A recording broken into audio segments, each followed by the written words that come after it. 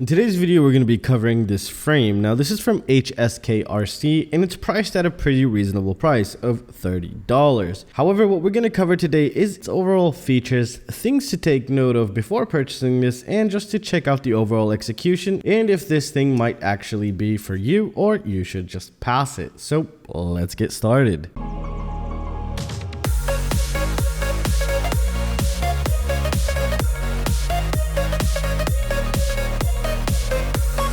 So this is the HSKRC Cinewhoop quadcopter. Now this is a 3-inch frame, so it'll take 3-inch propellers maximum. It'll take 14XX motors and below. Keep that in mind. You're not going to be able to put anything above 14, and maybe some 1506s I think probably might fit on here.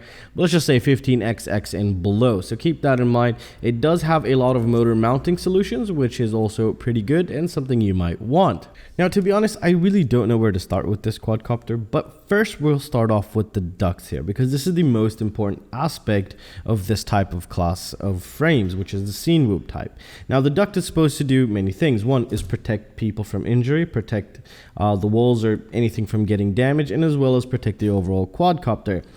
But what's the point if the duct breaks in the first crash? Then the whole thing is rendered useless, and it's very difficult to find just replacements at this time of me making the video. Now, the ducts here are full carbon fiber, and even this part is carbon fiber. And we're like, how the hell does this work? Well, as you can tell, it's pretty flimsy. It's a really super thin film of carbon fiber. They actually give you two pieces that interlock together, and you could see that interlocking mechanism right there. So it's just two pieces, and then they just basically lock together and do this.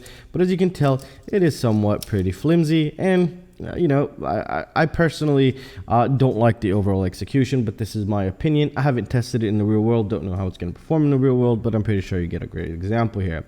Now, the way that this whole carbon fiber flimsy part thingy holds into place is with these tiny tabs that, you know, barely go through. So you have 4 of these where it just sticks in to this part here. And this is also carbon fiber. I wish it was thicker.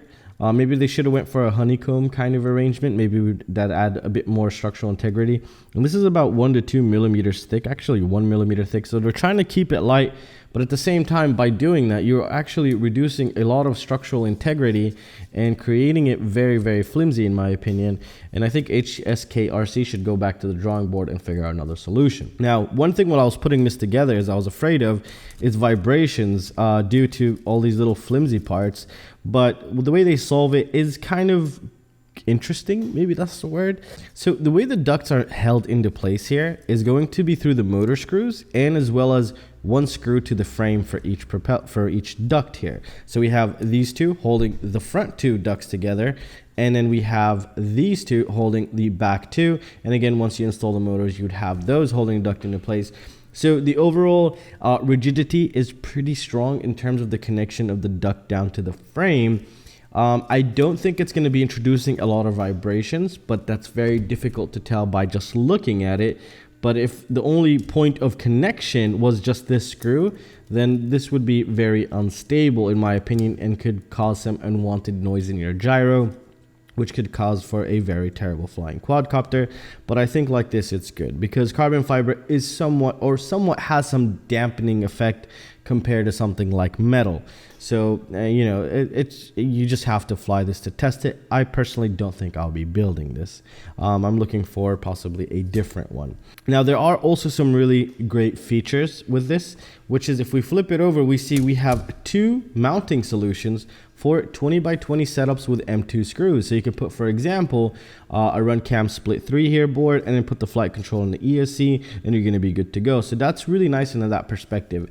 Some kind of, you know, the things that I would probably put on this if I were to build it would possibly be like a 20x20 Rush FPV video transmitter, one of the new run cam splits, and also some 20x20 static, for example, a Mamba. Nothing too big. I would probably stay pretty low budget-ish, because these motors are not going to be pulling that much amperage. Well, actually, it depends on what motors you're going to be using here. We also have the slits here for the battery, and yeah, and we have some 3D printed parts to hold or just to help out with holding some of the other components here. Now I think, but I'm not sure, that if we were able to put the run cam split, actually we wouldn't even fit here, because this is going to take a mini camera. This doesn't even take a micro here, so keep that in mind. You might need to figure something else out, or you could probably squeeze these together in order to get a micro to fit in here. But the thing is, what I really like about it is that the propellers or the ducts are going to be pretty far back, that I don't think you also risk the possibility of getting the ducts in the shot, but maybe you probably, I don't know, it's very difficult to tell right now, but you probably get a little bit or none. So that's kind of good, which you can kind of crop out if you needed to do that. But these are obviously meant to hold full-blown GoPros to give you that cinematography look. And yeah, this is actually the second one I've gotten. I've gotten the donut before, which had these plastic ducts, which I really didn't like and I didn't even want to touch, to be honest. But you know, I think actually I'm looking back at it and I think that one might be a little bit better than this. But again, this is just my opinion right now, and I just wanted to make this very detailed video just in order to help you make your decision. Now the bottom frame is very, very rigid. This is like the only best part of this whole quadcopter, again, in my opinion, because, you know, the two mounting holes, you get a lot of space inside, and the bottom frame is really rigid. But the only thing that really scares me are the ducts. I wish they would go back and actually redesign these or figure out some other better solution than this.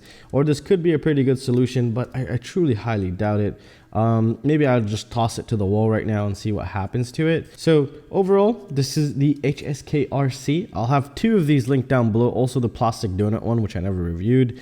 Probably going to build one of those two. So I'll have those two linked down below. And yeah, hopefully this video helped someone make a decision. And again, if anybody's flown this or has this and has some experience with this, let us know down in the comment section. It's useful for a lot of people, including myself. So let us know down in the comment section. And again, everything's linked down below. And come join my Patreon. I have a ton of giveaways, premium stuff that you really, really love. And I'll see you in the next one. Peace out, guys.